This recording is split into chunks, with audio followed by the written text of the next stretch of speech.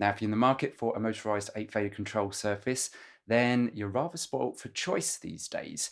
You've got the PreSonus Fader Ports 8, you've got Behringer's X-Touch, Avid Artist Mix, there's a few offerings from Icon Digital, and of course, Mackie Control. Now, these are all very good units, but I don't think any of them hold a candle to this, the Digidesign 003 Factory. I think this was the peak of the motorized 8-fader control surface category. And yeah, this is mine. And I've had it since 2006, which was when it was released. And I was one of the first guys in the UK to get one. And it's been in storage for a few years. And I got it out recently and I've fallen back in love with it. Let me show you around it very quickly. Now it's an all-in-one unit. This was really kind of like the last all-in-one unit. We've got an audio interface at the top here, 8 in, 8 out. 8 out on the back, so you can plug something like an Octapre into these. That was quite popular at the time for recording drums. 4 pre's. It's got a really nice built-in monitor controller as well.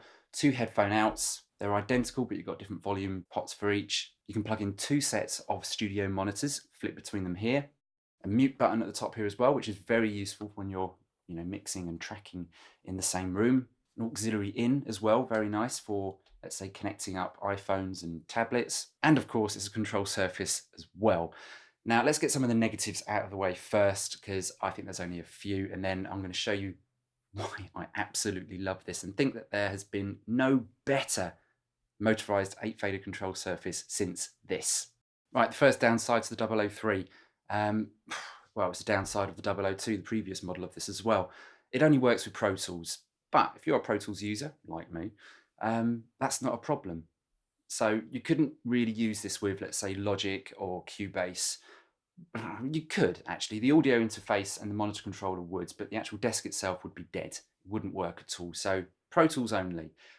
But that's no bad thing, as I said, for Pro Tools users, because that meant you had like total integration with Pro Tools, and it was rock solid.